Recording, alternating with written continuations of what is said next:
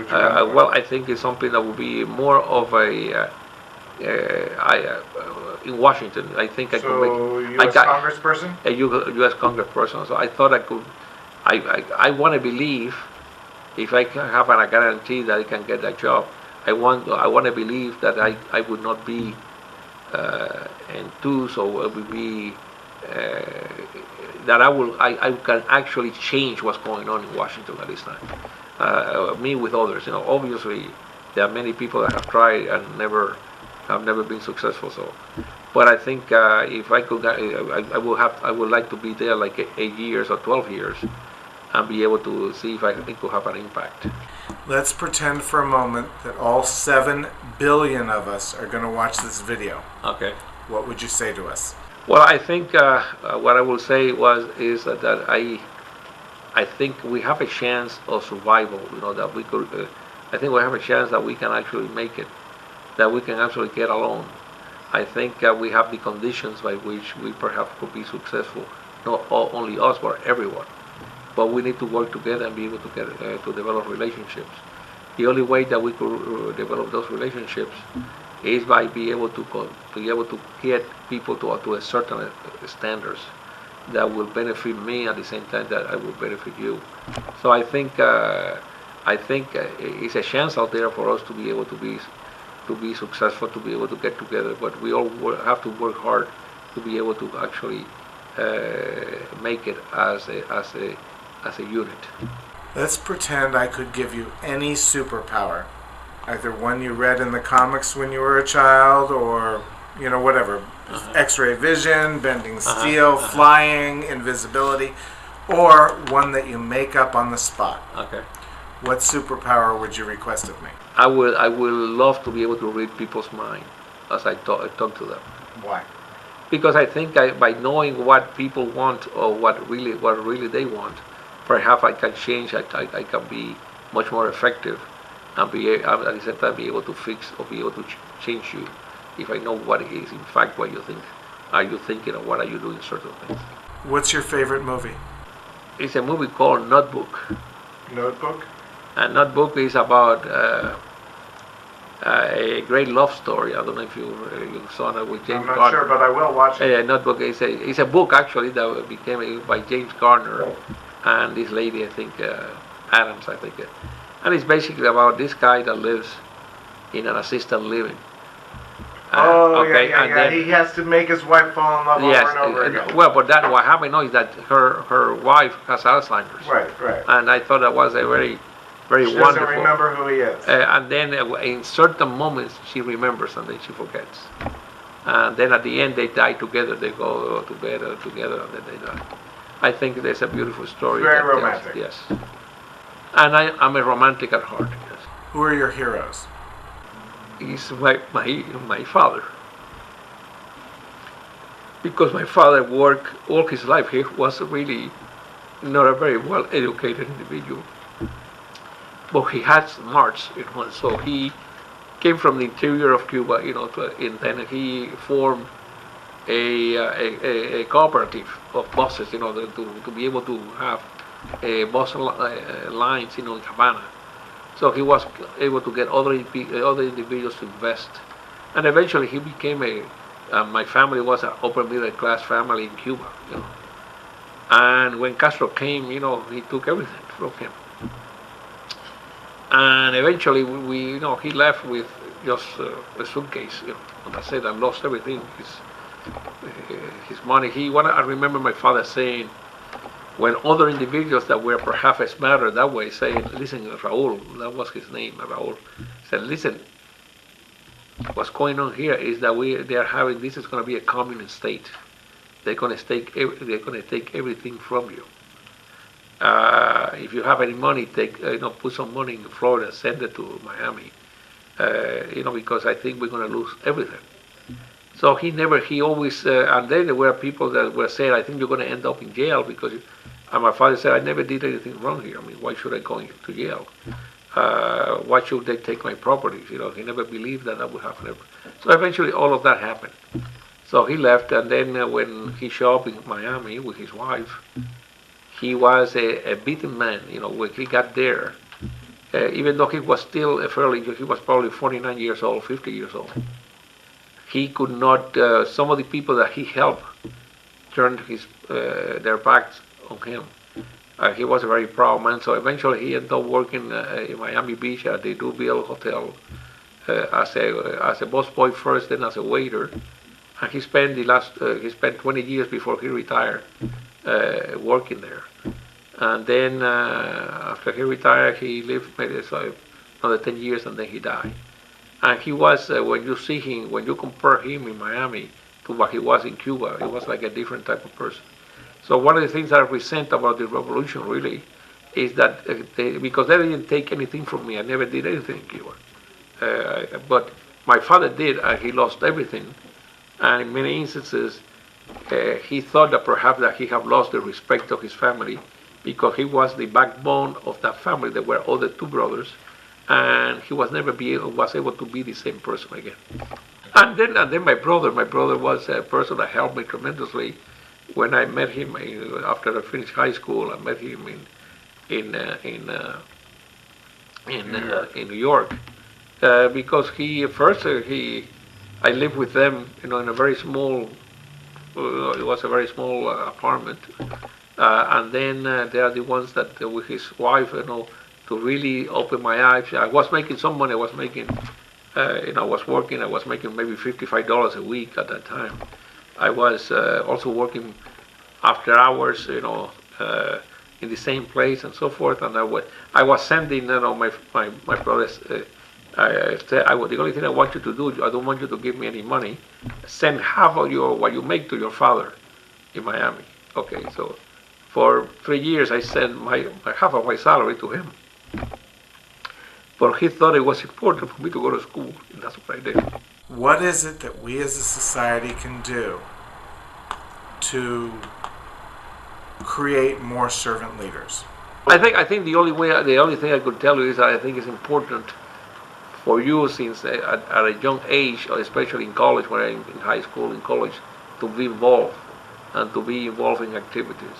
And the service project. In service projects are very important things that I think are important for your community, important for your high school, for your elementary school, for whatever college. I think all of that is very important. I think that might set the basis for you to be able to eventually be able to contribute, because you can contribute all the way in different ways. You don't have to be necessarily poor or middle class or rich. I mean, you could do it at any level, and any level of your capacity. But I think you have to have relationships, and you have to have people that will get you involved in many of the activities of that particular community. What have I neglected to ask you about yourself, your politics, your religion, service, that you feel bears mentioning? One of the things that many people are surprised is when I said I'm a Republican.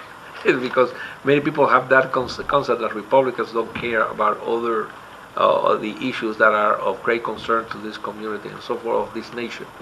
And I think we do. It's just that we, in many instances, don't know how to reflect it and how to show it through our policies and so forth. But I think we believe, we are great believers that we need to be able to give you the tools, for you to be able to be successful. I think one of the concerns that we have right now, what's going on in this community in this country, is that we are creating a tremendous amount of dependency. And what will happen, you see that, this is something that you see in Cuba, in Venezuela, with Chavez, in other socialistic countries, And I think we need to allow the freedom for individuals to succeed and to be able to be creative. And you need to give them that capacity to do that. But if you create individuals that are only dependent on what the government can give you, then I think we fail. We need to be able to give you the appropriate training, give you the proper education, be able to allow you to go ahead now and go out there and succeed. What I've seen in this country is that the government taking more and more over that responsibility. And I think I am very concerned of what's going on right now in the country. Thank you so much for conducting the interview with me. It's a pleasure, sir.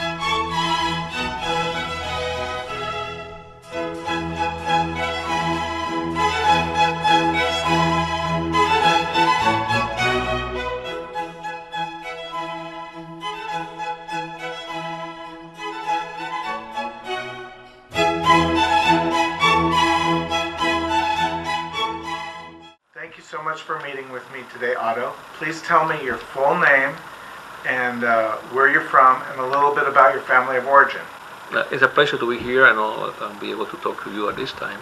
My name is Otto Merida. I'm the President and CEO of the Latin Chamber of Commerce. This is an organization that has been established since back in 1976, actually, when there were only 30,000 Hispanics in Southern Nevada. I was born in Havana, Cuba, originally, back in 1945, and I came to this country as a political refugee under a program called Peter Pan.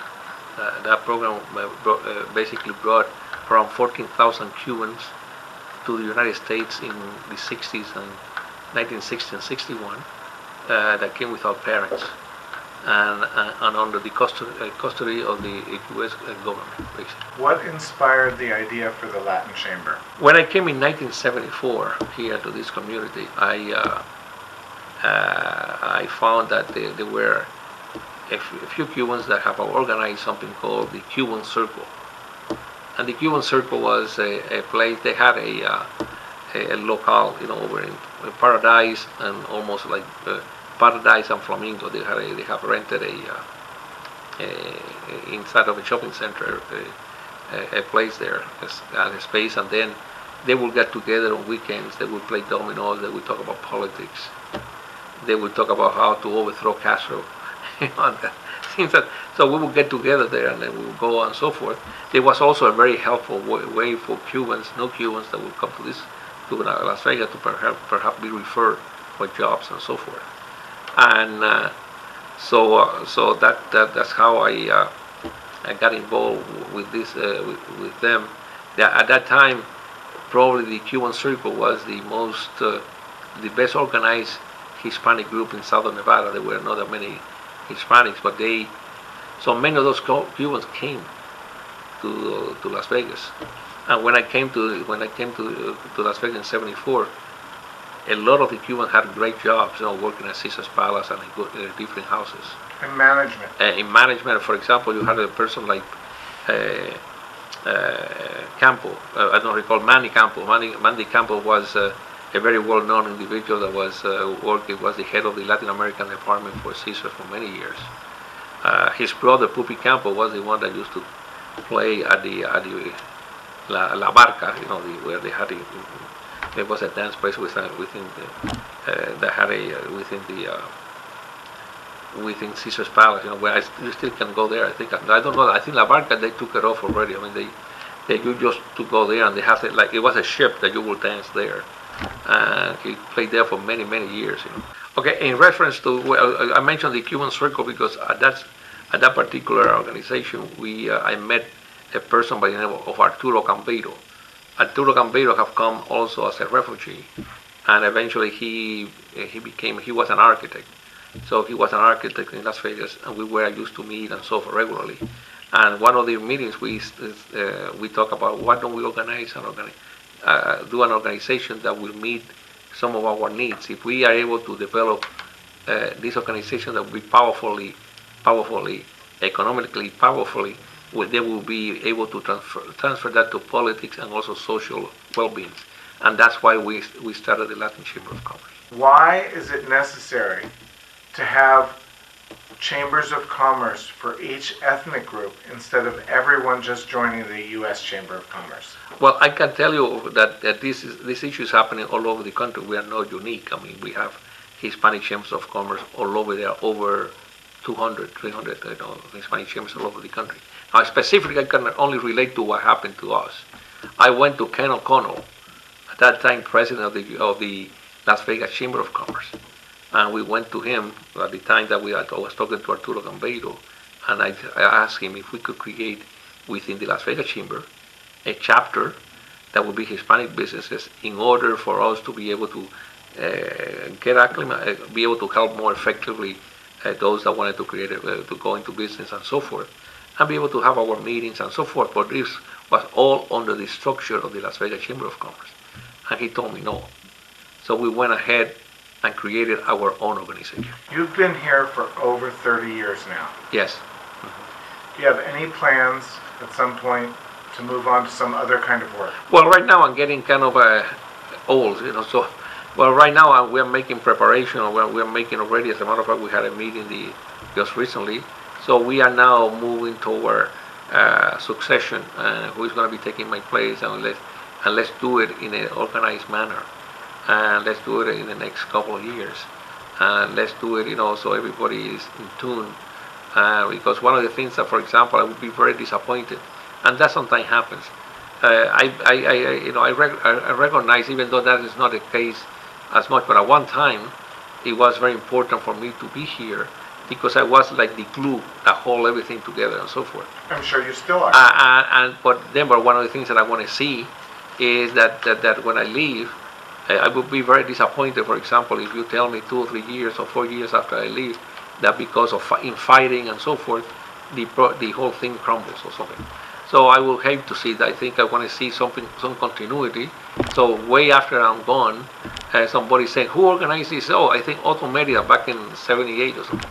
So, but we're still here.